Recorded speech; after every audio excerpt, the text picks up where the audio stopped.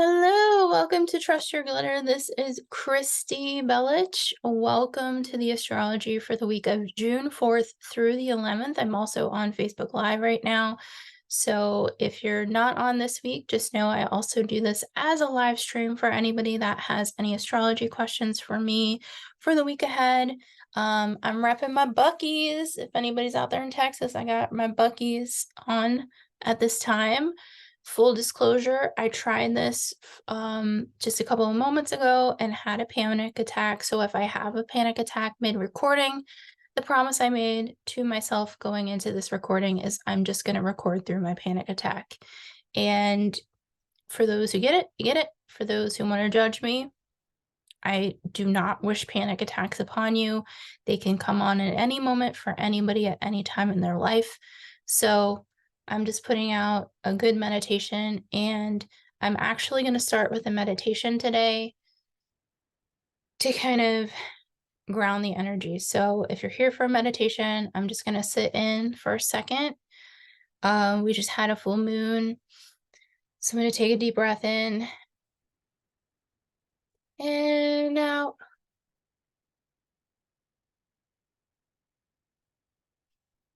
And in and out. One more time. Breath in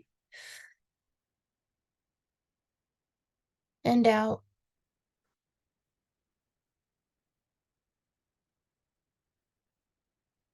Grounding the energy.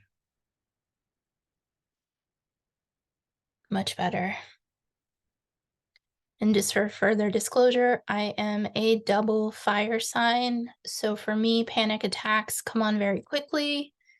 And I'm a fire and earth and water chart. So for me, I have very low air, and breathing helps bring me back to earth.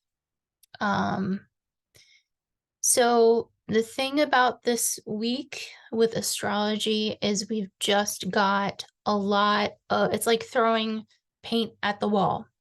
And because of that, I was sitting and meditating with the full moon last night, kind of trying to figure out, how do I talk about this today? How do I even make sense about this week ahead for myself? Because we are moving forward in a big way, but yet B, we're revisiting an entire time frame of our life. So it's like, how do we balance this out as a collective? How do we balance these scales out in a way that's plausible? And the word of the phrase that I got for the week is bombastic incrementalism, which is like there's these big exploding sort of vibes in certain ways. There's this big energy to show the world ourselves, as Venus will be entering Leo on June 5th. But at the same time, Pluto, who's been in the sign of Aquarius since March 23rd, who is in retrograde now, is going to be re-entering Capricorn, bringing us those lessons from 2008 to this year back to us. So, and meanwhile, I mean, we've got transits this week. Planets are moving, but the aspects this week are popping. They are just like aspect today, aspect. We have Mercury conjunct Uranus today. We have June 5th, Venus, who is in Leo, is going to oppose Pluto, who's going to still be in Aquarius. And then we have these squares between the nodes, the north node being in Taurus, Jupiter's still up there with that north node. They're not quite conjunct. The exact conjunction happened last week, but the north node in Taurus and the south node in Scorpio are still squaring these energies. I mean, they're not perfect squares, but based on the nature of where everybody is in the sky, I mean, I'm considering this a cross all the way through, a fixed cross. And according to classical astrology, that's a no-no. But when I sit with these energies, I'm like, how could you not consider this a fixed cross? You know, how could we not consider that this is an energy that's trying to ask society, you know, our motors are running. I was trying to say that on the last live stream and had a panic attack. That's exactly what it is. It's like our motors are running. We are on overdrive. And at the same time, it's like society still wants to go back. The old ways still are trying to, it's like a tug of war with this energy. So it's like, how do we sit in this space? And I was reading, there's another podcast called To Be Magnetic, and Lacey, a girl named Lacey runs it, and she has a quote about embracing the messy middle. And I was thinking how that could be a good quote for the week ahead, is embrace the messy middle. This is the messy middle. We're in the messy middle. I mean, I think as long as Pluto is going to give us this back and forth between Aquarius and Capricorn, we're going to be embracing the messy middle because society is embracing the messy middle. And so I do want to shout out to Be Magnetic podcast for bringing this quote, bringing life to this sort of idea, because, you know, Pluto, and I want to give, I mean, my notes for this week are, there's just a lot. So this is going to be, I'm going to go slowly through this podcast and I'm going to take my time. And if anybody has questions, you're welcome to ask. Astrology questions. I'm not going to do tarot this week. There's just a lot of astrology in the sky. And I think the astrology covers a lot of the stuff. And I kind of look at this as like, you know, Pluto and Capricorn, what did Pluto and Capricorn bring us? You know, we had the stock market crash of 2008. We had several different variations of elections. I'm just looking at the United States Pluto return. Then on a global scale, I mean, we've had, I don't know how many uprisings throughout different governments, because Capricorn is ultimately patriarchy, capitalism, bureaucracy. And then, you know, with that bureaucratic energy, that's what this is. I mean, bombastic incrementalism, how could that not be bureaucracy? So with that, you know, the dates of Pluto and Capricorn, and now with the influence of Pluto and Aquarius, we had January 25th, 2008, and then there were retrograde cycles back into Sagittarius with Pluto.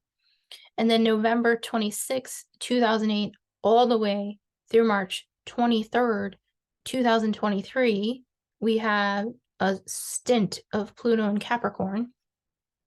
And that includes, you know, we had Saturn through Capricorn, we had Jupiter through Capricorn, we had conjunctions, the great conjunctions of 2020. I mean, that changed the world as we know it. That literally changed our way of life.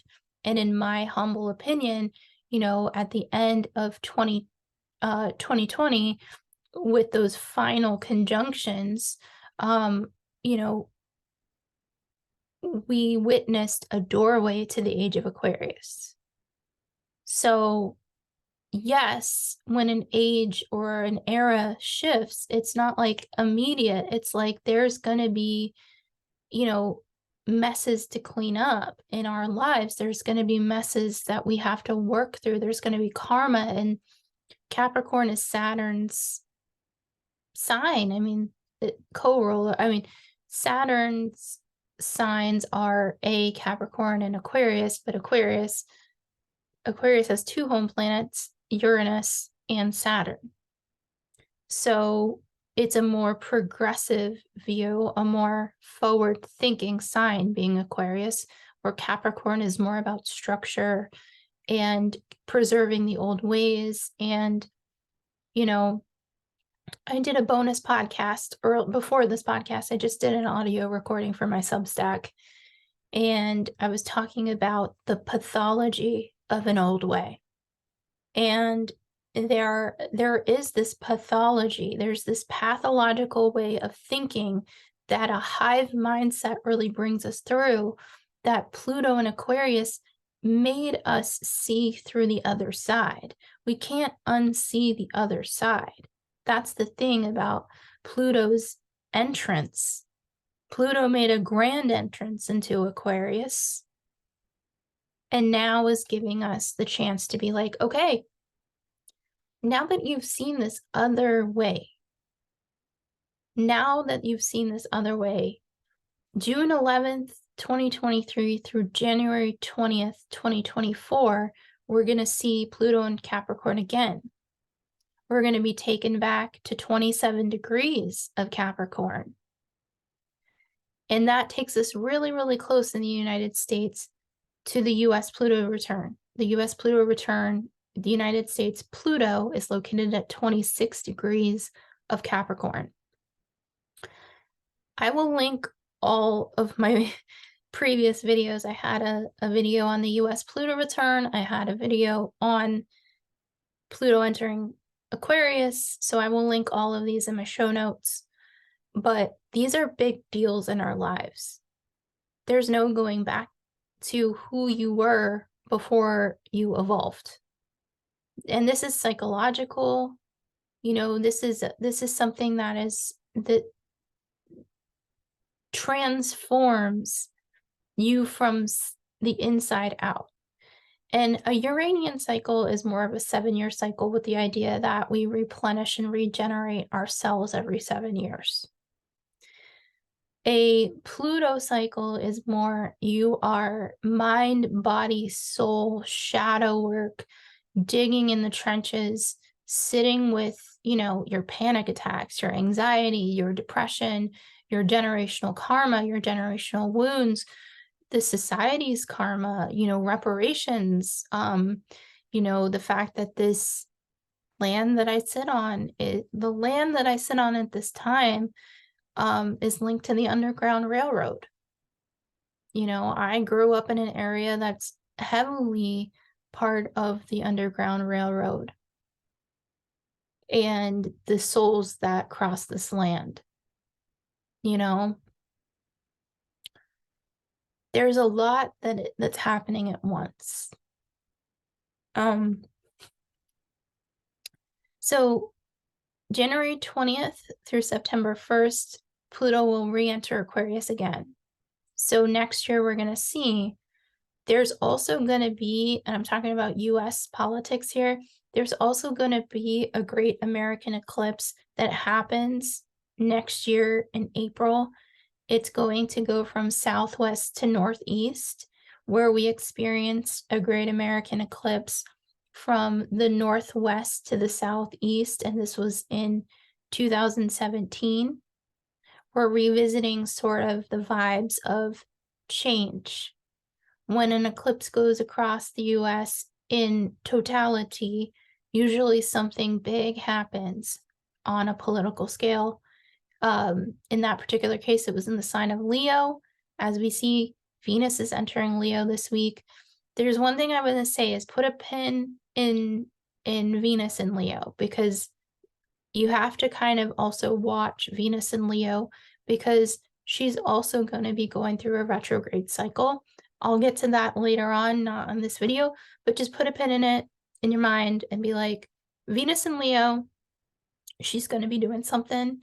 And I want to learn more about that, because the other thing is, with the divine feminine Venus, divine masculine Mars being in the same sign now, the internal twin flame, I'm going to call it the internal twin flame, the divine masculine, the divine feminine, sacred masculine, sacred feminine within us all, because we all have these traits within us, are being asked to express themselves. People might be a little bit extra or over the top, or you might just have a panic attack yourself. And that's okay. That's kind of part of what this energy is saying, is like people are going to be overly expressing themselves, especially the fact with at the end of this week, you know, Mercury, who's been in Taurus, our throat chakra, our communication, how we speak, is going to be entering the sign of Gemini. The sun is in the sign of Gemini. I do feel like this Gemini season has been a little bit more energetically held down than most Gemini seasons. And we also kind of experienced, you know, at the end of 2022, early 2023, and, you know, heading out through March, Mars had been in Gemini that whole time. I mean, September, I think it was September of last year, all the way from March of this year. Mars took a long, long time with a retrograde, and then just this span of action energy. I also think this also relates to therapy or going through cognitive therapy type energies as well. But with Pluto going back into the sign of Capricorn, I also want to say we will have one more stint of this as well. So January 20th through September 21st, 2024, we're going to have Pluto back in Aquarius, and then we're going to see again the last stint of Pluto in Capricorn. The final culmination of this energy is September 1st through November 19th, 2024. And this in the US will span the United States election. So November 5th, 2024. And I just looked at the election chart this morning, and we're going to have a very interesting United States election cycle. When is it not interesting? But this particular case, election day, the energy is, it deserves its own video. So that's definitely a video I'm going to do. But I want to talk about some things that in this upcoming week as well. We're going to have a we're going to have a last quarter moon. That's going to be in the sign of Pisces at 19 degrees. And the thing I want to note with this last quarter moon, waning moon cycle. So I'm recording this. The moon is in her, starting to go into her waning phase. We just had a full moon in the sign of Sagittarius, and she's waning now. When we get to this last quarter moon, this is going to be asking us about those goals that we've set. So it's, you know, we had a new moon in the sign of Taurus, full moon in the sign of Sagittarius, waning moon in the sign of Pisces. Very close, but not conjunct. I'm not going to consider it a conjunction to Neptune. But the thing I want to note, the thing I want to note here is there's an undertone of Neptunian energy, because Saturn is in the sign of Pisces in sextiles to Jupiter, in sextiles to the North Node, and we have Neptune happily in the sign of Pisces. So in this particular case, also put a pin in this energy and just remind yourself that with this last quarter moon, you're being asked to reassess your goals, especially those goals that maybe you went through with the new moon in Taurus, and also any kind of shifts that these goals need to go through, because as we go through the waning moon cycle, when we get to the new moon in Gemini, which will be in a couple of weeks, we're going to be asked what comes through with this. There is action with this, so just kind of take note, because again, this is the messy middle. Maybe the Temperance card is the best card for me to express the messy middle. It's like, it's not that it's messy, where energy is being moved around here, but we're still in place, because there's a lot of fixed sign stuff going on. There's a lot of aspects with fixed signs right now. So that gets me into the aspects. This is where I'm going to ask people, be very patient with me on this, because I have so many notes and I do want to be very detailed on this, because the more details we have about this week, the better we understand that each day brings us a different lesson, and to know the aspects, which is how the planets are communicating to each other. So transits are there any planets moving forward into another sign, or are there any planets moving through retrograde back into another sign? So that's a transit. An aspect is, how are the planets looking at each other or not looking at each other? Sometimes they're like, hey, I don't see it the same way as you, or hey, this is going to be a little bit of friction, so how do we kind of compromise here? And it's almost like throughout this week, we have these different aspects that are going to give us different lessons, and they all feed into each other and ultimately lead into the fact that at the end of the week, Pluto retrogrades back into Capricorn. And this is important. So today is June 4th. Mercury is conjunct Uranus in the sign of Taurus at 20 degrees. Now, today is like, hey, the full moon happened. There is a download. For me, it was the phrase bombastic incrementalism. I don't like the word bombastic. It reminds me of the song that's like, Mr. Bombastic, la, la, la, la, la.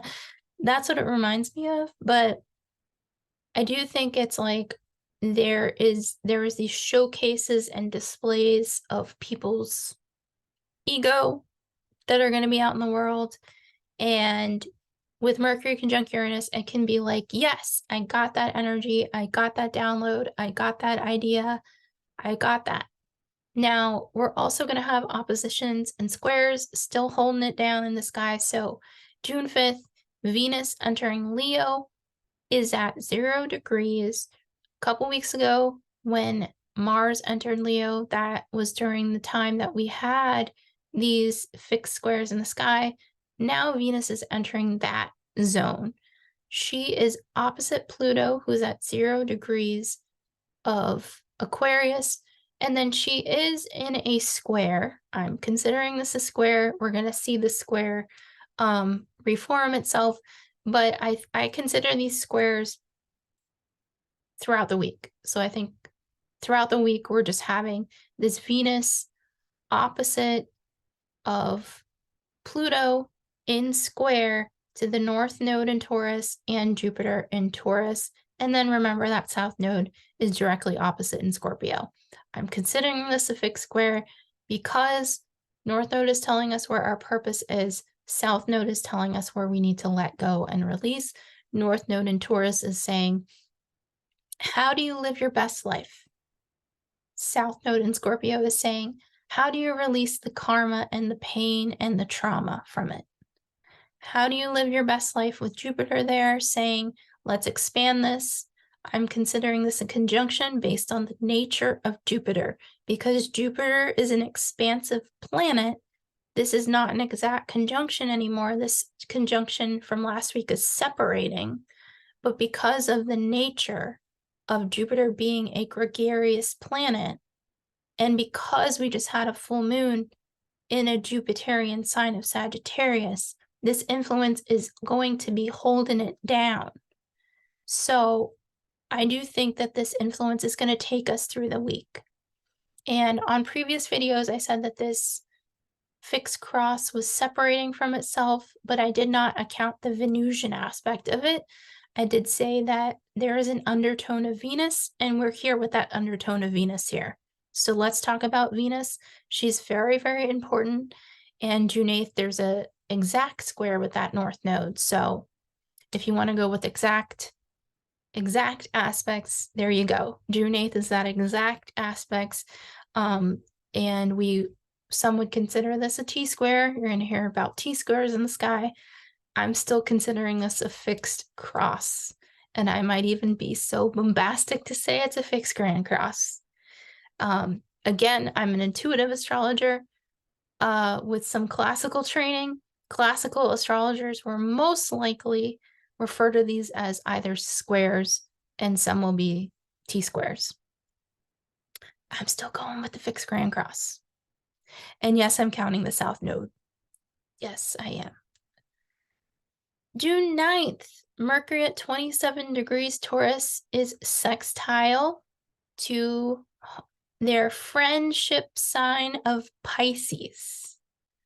So the thing about this is I really like this. We have a trine in the sky right now with Neptune and Venus. It's lovely.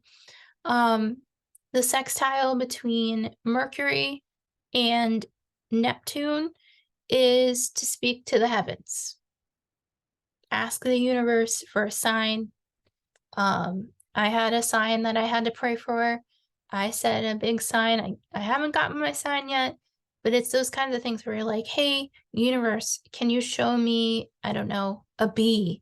Or can you show me uh you know, a word or a number? Those are the kinds of things to ask for on June 9th. Then June 10th, the sun at 19 degrees Gemini is sextile to Chiron, the wounded healer asteroid in the sign of Aries. So it is a harmonious aspect for a kind of difficult asteroid. This is where you come to peace with some kind of truth about healing. That's how I'm going to say. It could be something that maybe I would say write. This week, writing is one of your biggest gifts.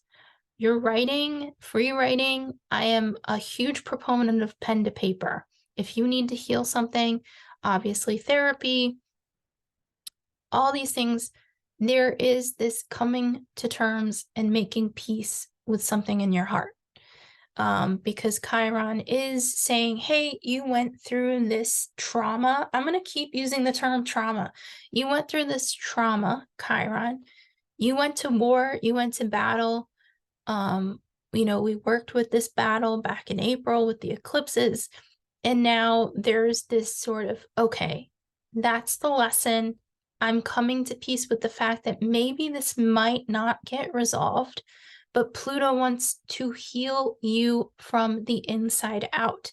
Your shadow is on the table, nameable, seeable, understandable. And that is something that when we do shadow work, and I mean, I've been doing shadow work since, my Pluto entering Capricorn triggered a Pluto transit in my chart that I could not avoid. And when you go through a Pluto transit, you are working through your shadow aspects.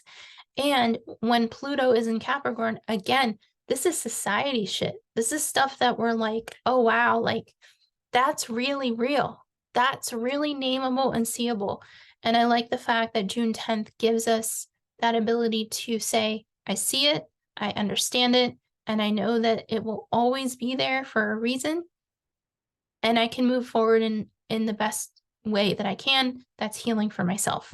Sometimes, again, if we walk away or step away, like Gary Vee, the motivational speaker, he's like, you got to take steps back to take steps forward. You got to take 3 steps, or what is it, to step back 3 steps forward? I don't know what the fuck it's called, but basically that's the gist of it. June 11th, circle this date. Highlight this date. I've already said that Pluto goes retrograde back into Capricorn on this date.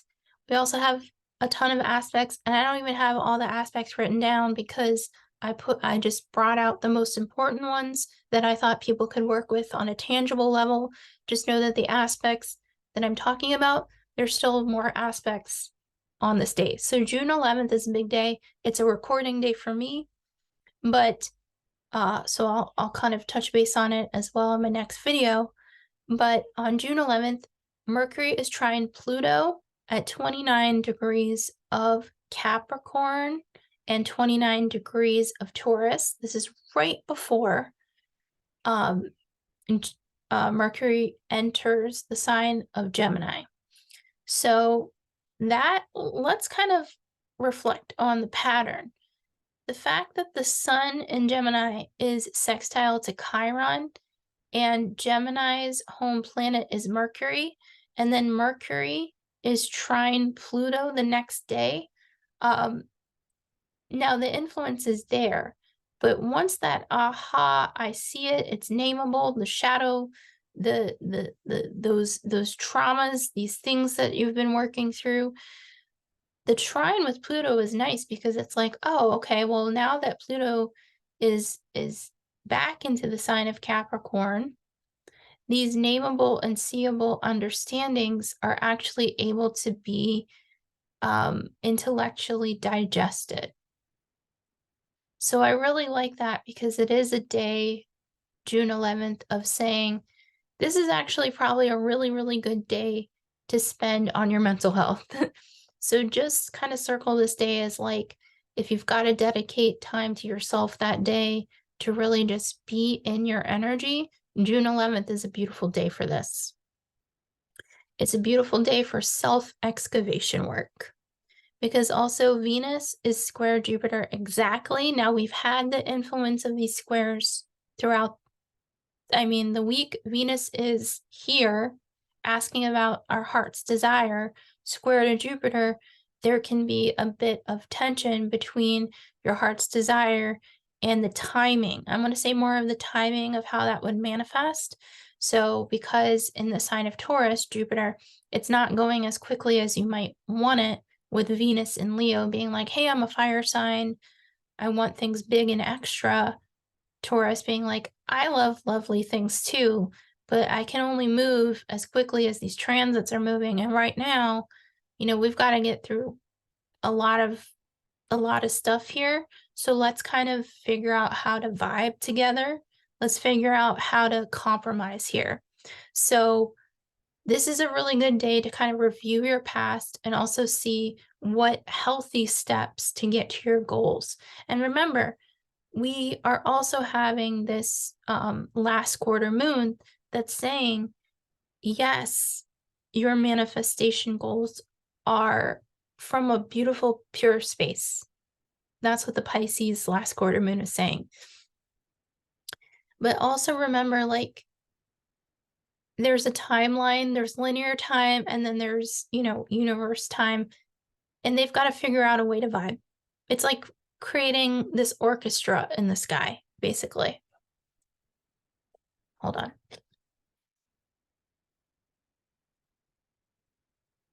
Okay. Then we have the sun semi-square to Jupiter. Now, I don't generally talk about semi-squares, semi-sextiles, but I want to kind of touch on this one because the sun was also sextile to Chiron. The energy I feel with this kind of also goes with the square to Venus, and also is going to reflect into the new moon energy because we're going to have a new moon in the sign of Gemini. And there is this undertone of Neptune here that's going to make more sense in the weeks to come. This is saying, let's reassess some hopes and dreams and see where their roots are. See where they're rooted and see how Jupiter can bring a little bit more Taurus practicality into this moment, because there is this call to action, but at the same time, it's like you see that there needs to be a call to action, but it's a not yet. So I hope that this helps. These are the aspects of the week. I'm losing my voice right now, but I do want to talk about my little notes with Venus and Mars. So let me see if I can get my voice together enough. Let's see if I can do this. La la la la la. Let's see. If I lose my voice, I'll lose my voice. Okay, so I talked about the undertones and influences of Neptune. I talked about Venus and Mars and the internal twin flame. So I just have some notes that I wrote. I said, our Venus story. This goddess has a story in our lives. And I'm looking at the current north and south node. She's going to be experiencing some squares. We're going to have, you know, with Jupiter in the sign of Taurus, it's a practical Venusian sign. With Venus in the sign of Leo, ruled by the sun, this is a sign that's like, Yes, but I also have to shine. I have to show myself. I have to be seen. And with these squares influencing in the sky, the internal twin flame is really gnawing at that piece of us that was not seen, that piece of us that was not heard, with the solar influence being in the sign of Gemini, um, which is going to call back to where Mercury is, Mercury between both Taurus and Gemini at the end of the week. So there is just a lot of internal conversations happening here. And a lot of these things might be processed in our dreams. So be really, really careful about what you say to yourself this week, because Venus is really, really sensitive, even though the sign of Leo is generally a very like sunny sign. The sign of Gemini is generally a pretty upbeat sign. Just be really careful how you speak to yourself. So that's one note that I want to put with Venus and the internal divine sacred feminine. The sacred masculine Mars has been ahead transit-wise of Venus, even when Mars was in retrograde in the sign of Gemini from 2022 into 2023. And now that we're in Gemini season, there are also some undertone lessons coming through. This will be with the new moon ahead of us, but with this last quarter moon as well, because this is square to that energy, there's going to also be these reflective conversations around healing certain actions of maybe the sacred masculine or any sacred masculine energies within your life. So this can be, maybe times that you're reflecting on moving too quickly, moving too slowly, taking action at the wrong time. These are kind of things that are being reflected within the sacred masculine this week. And when it comes to relationships, this can also be kind of a lesson as well of what your needs are versus how your needs were or were not met, especially the fact that we're having Chiron aspects this week. I think Chiron aspects are very, very underplayed in a lot of astrological texts. And I see when there's kind of these reflections with Chiron, that this kind of work is really important. So I hope that this helps. And if anybody has any questions for me, please let me know. My name is Christy Bellich. I'm on Facebook Live. I'm also on Trust Your Glitter podcast. This will go out on YouTube, Substack, and Spotify. And thank you for bearing with me. This part of the recording went a lot better than the first one, but I did have a major panic attack on camera, and that, you got to do what you got to do sometimes. I kept recording. We got through it. Thank you for listening. I hope you enjoy this astrological week ahead. Thank you so much.